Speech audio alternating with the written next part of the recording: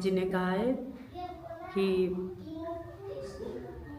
आप नहा लो और आज के लिए नमक छोड़ दो, शाम की आरती पूजा घर में नहीं होगी। तेरी राहत के अखियां। नमस्कार, स्वागत है दोपहर नीलस्को व्लॉग में। Welcome back to my vlog. कैसे हो आप सब लोग? मैं बहुत मज़ेदार हूँ। आज है रविवार, बहुत ही ब्रांड न्यू डे। हमारे यहाँ पे तो रविवार को फर्स्ट डे कहा जाता है सप्ताह का। तो आज है रविवार, सुबह सुबह उठकर पूजन करके मिसेस सापकोड़ा को ब्रेकफास्ट खिला के मैंने विदा कर दिया है। बच्चे की बारी है, अब मैं बच्चे लोगों के लिए ब्रेकफास्ट बनाने जा रही हूँ। तो मैंने बसा लिया है तवा, तो चलो कर लेते हैं ब्रेकफास्ट की तैयारी और करवा देते हैं ब्रेकफास्ट। तो मेरा जो पोते था वो तो पता नहीं कहाँ टूट गया, तो मैं नया पोते डाल कर आती हूँ। गला खाली खाली अच्छा नहीं लगता। हमारे इंडियन नेपाली घरों में, पंजाबी नेपाली इंडियन है ना, घरों में सुबह सुबह ये रोटी या फिर पराठा ही ब्रेकफास्ट बनता है। मैं कोशिश करती हूँ बच्चों को ना दूँ, फिर भी उन्हें यही पसंद है तो मुझे देना पड़ता है। ये कितना ज़्यादा आटा गूंद गूंद के रखा हुआ होता है। बहनी भी खाती है, बहुत सारे लोग घर में ऐसे हैं जिन्हें पराठा पसंद है। इवन मिस्टर सापकोड़ा भी, उन्हें भी मैंने पराठा ही खिलाकर भेजा है। आज कितने दिनों के बाद खाया उन्होंने। तो चलो कर लेते हैं सुबह की शुरुआत ब्रेकफास्ट बना के। तो रेडी हो गया है हमारा ब्रेकफास्ट। ये लोग हमेशा ऐसे ही करते हैं, आपस में लड़ते रहते। आपके बच्चे भी ऐसे ही करते हैं क्या? कभी कभी तो मुझे इतनी हंसी आती है, कभी कभी तो मुझे दुख भी लगता है। अभी तो मुझे इतनी हंसी आई थी। अब मैं क्या करती हूँ, ब्रेकफास्ट में ट्राई करती हूँ कि कंप्लीट हो। इसमें दूध है, मलाई के साथ में फ्रूट्स है, और आम का सीज़न है तो आम और सेब है। एक बड़ा सा परोठा है, उसमें आलू की फीलिंग है, और ये है दाल, है ना। अगर ये खाना चाहे तो यहाँ पे अचार भी है। इतना ये लोग खा जाते हैं ब्रेकफास्ट में, और हमारा लंच होता है 2 बजे से 4 बजे तक। तो यही था। आपके बच्चे भूखे नहीं रहते क्या? बोलते हो ना आप लोग, नहीं रहते, इतना ये खा लेते हैं तो इन्हें फुल पेट हो जाता है, भरपेट खाते हैं ब्रेकफास्ट। अभी टाइम क्या हुआ है, मे भी 10 बज रहा होगा, और आज रविवार है, इन लोगों की छुट्टी है। तो चलो अब इन लोगों को खिला देते हैं, ये लोग खाए। मैं बहनी को भी बुला के खिलाऊंगी और खुद भी ब्रेकफास्ट करूंगी। उसके बाद बासु के स्कूल में भी जाना है, देखते हैं क्या करती हूँ मैं। तो हमारा ब्रेकफास्ट अभी हो गया है, मैं रेडी होने के लिए जा रही हूँ। बादशाह के स्कूल में जाना तो पड़ेगा एज अ पेरेंट्स, है ना। तो बीबू का भी टाइम 10 बजे से था। बीबू मुझे अभी बता रही है ब्रेकफास्ट के वक्त, मामू मेरा तो 10 बजे था, बादशाह का तो 10:50 में है। ऐसा करते हैं बच्चे, और टीचर समझते हैं, स्कूल एडमिनिस्ट्रेशन समझता है कि फलाने का पेरेंट्स तो आया ही नहीं। जब बच्चे नहीं बताएंगे तो हम कैसे आएंगे भाई। बीबू ने मुझे अभी बताया, थैंक गॉड बादशाह ने कल ही बता दिया था, तो मेंटली प्रिपेयर होने में इजी रहा। मैं तैयार हो गई हूँ स्कूल जाने के लिए बच्चों की। तो मेरे साथ में जा रही है बीबू, वो अपना बाल बना रही है। जल्दी करो बीबू, we are getting late, already late we are. 10 बजे इसका टाइम था, इसने अभी बताया। बादशाह का टाइम अभी होने को है, पहले हम बादशाह का ही अटेंड करेंगे, उसके बाद बीबू का करेंगे। थैंक गॉड अभी धूप नहीं है, इसलिए हम चल पा रहे हैं, वरना हम तो व्हीकल से जाना पड़ता है ना बीबू। वाक ही हो गया अब, कितना अच्छा। थोड़ी देर धूप ना निकले तो कितना अच्छा होता। हाय बादशाह, वो आगे आगे जा रहा है। हेलो, शुरू हो गया इन लोगों का। तो उछल कूद करते करते, वॉक करते करते हम स्कूल तक जरूर जाएंगे। तो आ गए हैं हम बच्चों के स्कूल में, और मिलिए टीचर से। हो गया हमारा पेरेंट्स टीचर मीटिंग, और बहुत अच्छा रहा। उसके बाद अभी हम चल रहे हैं घर की तरफ। मज़ा आया बीबू? बहुत मज़ा आया है ना। तो इन लोगों ने क्या किया, मुझे इमोशनल ब्लैकमेल करके ले लिया आइसक्रीम। हाँ, तो क्या बोले, इनका इतना महंगा महंगा देखते हैं, छोटा मोटा 10-20 रुपये का ले जाओ ना, ऐसा बोलती हूँ, मानते नहीं है ऐसे बच्चे लोग।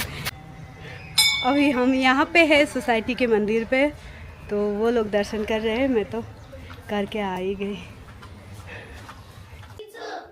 गर्मी गर्मी, ले जाओ लो, गर्मी बहुत ज़्यादा गर्मी, लेके जाओ बादशु। नहीं, आप अंदर ही आओ ना, मैं बैठ गई। पानी देखो, ये ब्राज़ील चाट चाट के खा रहा है ब्राज़ील।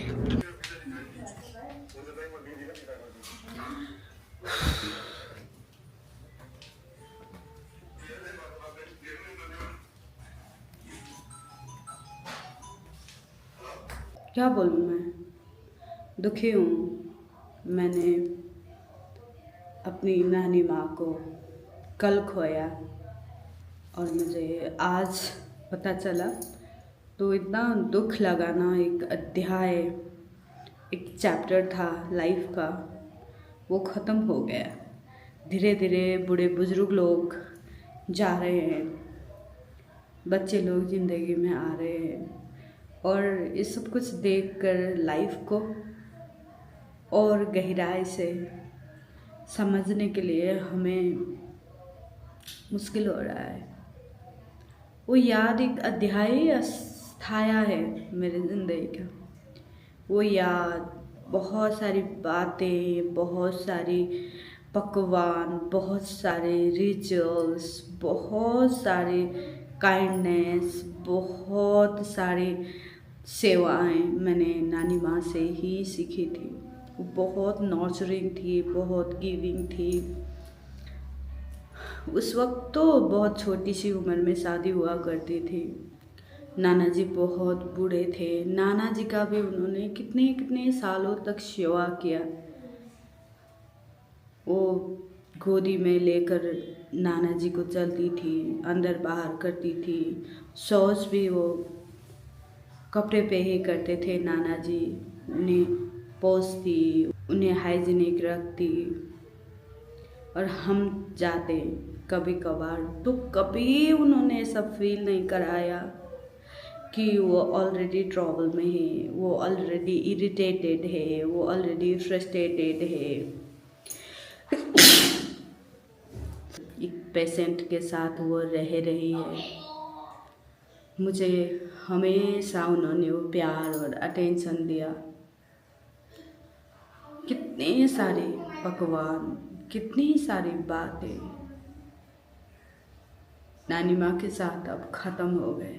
वो रौनक था, जो नैनीहाल जाने का रौनक उनकी वजह से होता था। जब वो बुज़ुर्ग हो गई थी, 86 हो गई थी, तब भी नैनीहाल जाना है तो नानी माँ मिलेंगी, उसी एक्साइटमेंट में मैं अभी भी जाया करती थी।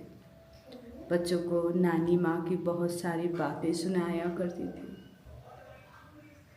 और एक चैप्टर लाइफ का एंड हो गया, तो उन्हें बहुत दिल से जहाँ भी है उन्हें मुक्ति ज़रूर मिला होगा, क्योंकि वो बहुत वली थी। सिर्फ मेरे लिए, मैं बेटी की भी बेटी हूँ इसलिए नहीं बोल रही हूँ। हमारी मामियों को भी उस तरह का बिटर एक्सपीरियंस तो नहीं दिया एज अ सास। उस ज़माने की सास फिर भी बहुत खुले विचार वाली, किसी को दमन शोषण ना करने वाली। घर का काम भी जब तक वो कर पाती थी ना, सब कुछ पकाना और जानवर को देखना, भैंस का दूध निकालना, सब कुछ अंदर का सब वही करती थी। मामी को बाहर का काम करने के लिए इजी हो, इसलिए वो कभी उन्होंने मामी का इंतज़ार नहीं किया। मैंने ऐसा देखा है। नानी माँ की शायद उनकी छवि, उनकी काइंडनेस हम में भी थोड़ा थोड़ा इसीलिए शायद आया होगा। कितना बुरा लग रहा है, एनर्जी भी लो हो गई। हम तो शादीशुदा है, शादी के बाद उनके लिए अभी हम नमक भी ज़्यादा दिन के लिए छोड़ नहीं पाते, ऐसा मान्यता है। अच्छा नहीं लगा, सब स्तब्ध है, कोई किसी के साथ बात नहीं कर रहा है। मैं खुद कॉल करके पूछने की हिम्मत भी नहीं जुटा पा रही हूँ। ऐसा है अभी का मेरा हालत। तो अब तो सारा मूड, सारा एनर्जी, सिचुएशन, सिनारियो और सर्कमस्टांसेस सब कुछ चेंज हो गया, पल भर में चेंज हो गए। सुबह कितने एक्साइटेड हो के मैं उठी थी, तब तक मुझे पता नहीं था एक कल घटित हो चुका था, उस तक खबर नहीं आया। मैं फेसबुक देखती ही नहीं हूँ, फेसबुक से तो जैसे मेरा नाता ही कट गया हो। मैं फेसबुक में रील्स बनाती हूँ, उसके लिए अलग से पेज है, पेज ही ओपन करो, अपलोड कर दो, हो जाता है। जहाँ पे फैमिली मेम्बर है, जहाँ पे अपने लोग हैं, वो फेसबुक तो मैं चलाती ही नहीं, तो मुझे पता भी नहीं चला। तो यही था, जिंदगी है, जीवन है, हम भी तो जाने ही वाले हैं। कल परसों, 2 साल बाद, 5 साल बाद, 10 साल बाद, पता नहीं कितने वक्त के लिए चाबी भरी है राम ने, तब तक तो चलेगा खिलौना। तो बहुत अपसेट हूँ यार मैं, बहुत बुरा लग रहा है। अगर नज़दीक में होती तो चली जाती नैनिहाल, मैं दूर हूँ, जाने के लिए भी बहुत ही मुशक्कत करना पड़ता है, इजी नहीं है। क्या करूँ, बहुत बेचैन महसूस कर रही हूँ, बहुत ज़्यादा। या the show must go on, life तो वही है ना, the show must go on, चाहे सिचुएशन जो भी हो। तो यही था मेरा। तो अब क्या करना है नहीं पता है। पंडित जी ने कहा है कि आप नहा लो और आज के लिए नमक छोड़ दो, शाम की आरती पूजा घर में नहीं होगी। तो मैंने नहा लिया, यही था अभी का मेरा